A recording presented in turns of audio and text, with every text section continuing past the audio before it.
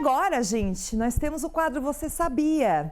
E ó, nos últimos dias, astrônomos identificaram a colisão de dois buracos negros. Eles se fundiram a 1,3 bilhão de anos-luz da Terra, meio longe, muito longe, e formaram ondas gravitacionais.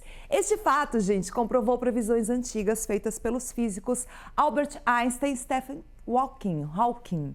Nós vamos entender tudinho com ele, com o nosso professor queridinho de física, o Dr. Marcelo Girardi. Deixa eu chegar junto aqui, ó, porque eu tava com muita saudade dele. Boa tarde, professor doutor, tudo bom? Oi, Gi, boa tarde para você, a todo mundo aí no sul do estado, mais uma vez falando das curiosidades do universo. Adoro, adoro. Gente, vamos lá.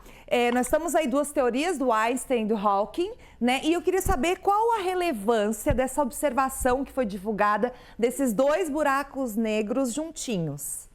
Vamos lá, Gi. Na verdade, não foi a primeira vez que foi detectada essa colisão de dois buracos negros. Lá em 2015, foi detectado o primeiro evento com esse sistema de detecção e foi anunciado em 2016 esse anúncio da primeira detecção de ondas gravitacionais geradas pela colisão de buracos negros. Então, só para esclarecer para o pessoal, não é a primeira vez. Esses eventos já foram registrados dezenas de vezes na última década. O que aconteceu agora foi que nos últimos anos os sistemas de detecção dessas ondas gravitacionais começaram a passar por melhorias. Vários implementos foram feitos ali para melhorar a qualidade do sistema de detecção, a capacidade desse sistema detectar e identificar as características dessas ondas gravitacionais. Então, a grande novidade que aconteceu agora foi que a gente conseguiu, pela primeira vez, uma demonstração experimental do teorema das áreas, que foi proposto pelo Stephen Hawking, que é um grande físico mundial, faleceu recentemente, em 2018,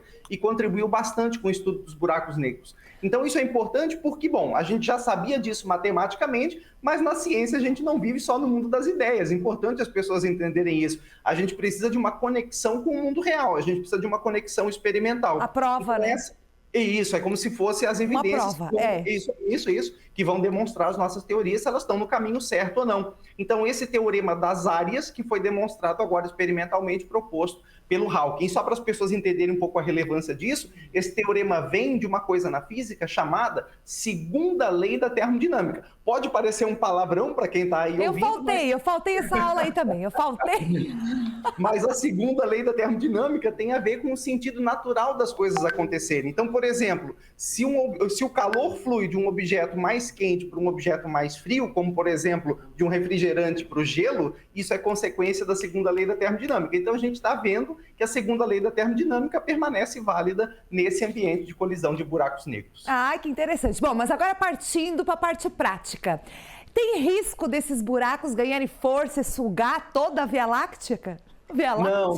Uma brincadeira que, inclusive, a gente faz na própria Via Láctea tem um buraco negro, né? Que é o Sagitários A, fica lá no centro da Via Láctea, a mais ou menos 25 mil anos-luz de distância aqui da Terra. Então, a Via Láctea tem um buraco negro lá no centro, tem outros por aí, mas aquele lá é o nosso principal, que mantém, vamos dizer assim, a galáxia coesa, e praticamente todas as galáxias também têm buracos negros lá dentro. Mas o buraco negro, ele não sai por aí sugando tudo, ele não é um aspirador.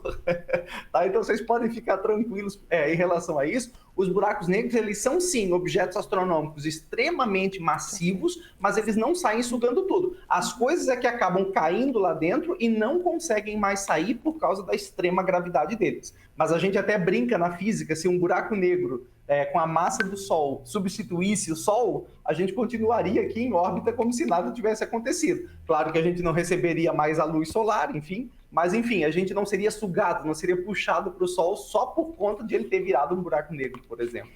E o que é o buraco negro?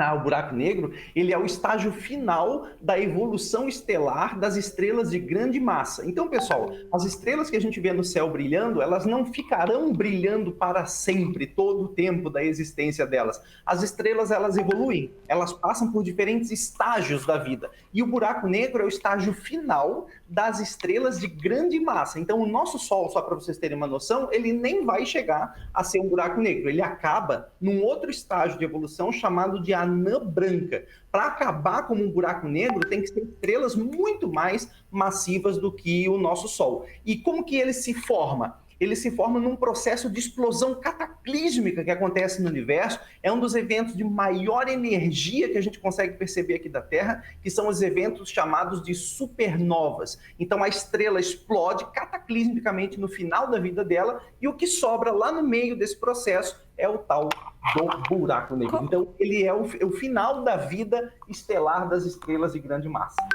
Coloca ali aquela imagem da Via Láctea, Júnior, por favor, que eu separei ali, que eu estava pesquisando hoje, a gente está ali, ó. Ali, como é que é? O braço de Órion, né? Eu estava pesquisando, é o braço de Órion.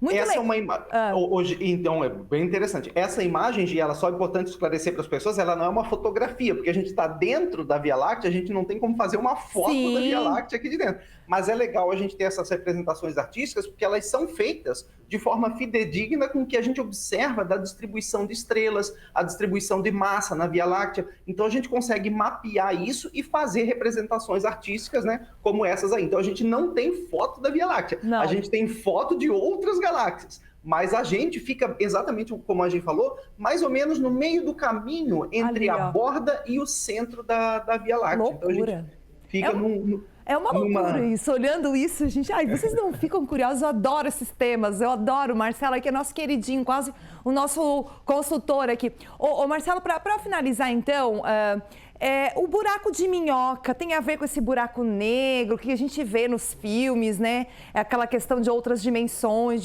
o espaço-tempo, tudo isso. Ai, agora embaralhei o povo de casa aí. Mas tem a ver? Olha só, o buraco de minhoca ele não é necessariamente um buraco negro. Em princípio, essas duas coisas não têm conexão. O buraco de minhoca, ele tem proposta teórica, a gente prevê a existência deles, né? Do ponto de vista teórico, a gente calcula a possibilidade deles existirem, mas até hoje a gente nunca detectou, a gente não tem evidência experimental da existência de buracos de minhoca. E só para a galera entender um pouquinho melhor o que seria isso, o que a relatividade geral do Einstein nos mostra é que o espaço ele é formado por uma espécie de um tecido que a gente chama de espaço-tempo. Ele não é um tecido material, mas só para vocês terem uma ideia. Então, da mesma forma que uma criança sobe no colchão lá em casa e acaba deformando o colchão, a presença de massa, matéria e energia no universo acaba deformando essa espécie de espaço-tempo. E o buraco de minhoca ele seria um objeto tão distorcido no espaço-tempo, mas tão distorcido, que ele acabaria formando uma espécie de um atalho entre duas regiões distintas ali do espaço-tempo. Mas assim, a gente não tem evidência ainda experimental de que isso... Mas existe a teoria, né? Existe uma teoria. Na teoria, ele é permitido, a existência dele é permitida. E essa foi provada agora, né, do Stephen. E quem sabe a gente consiga também ver, né? Vai lá. Doutor Marcelo, adorei o nosso papo dessa terça-feira sobre buraco negro. Muito obrigada e tudo de bom para você aí em Florianópolis. Obrigado, Gi. Um beijo para vocês e até mais. Valeu. Doutor Marcelo, que trabalha no IFSC lá, né? Pessoal, está sempre conosco aí respondendo as nossas questões, essas dúvidas que a gente vê de céu, do astro, enfim, das estrelas, da lua, é com ele.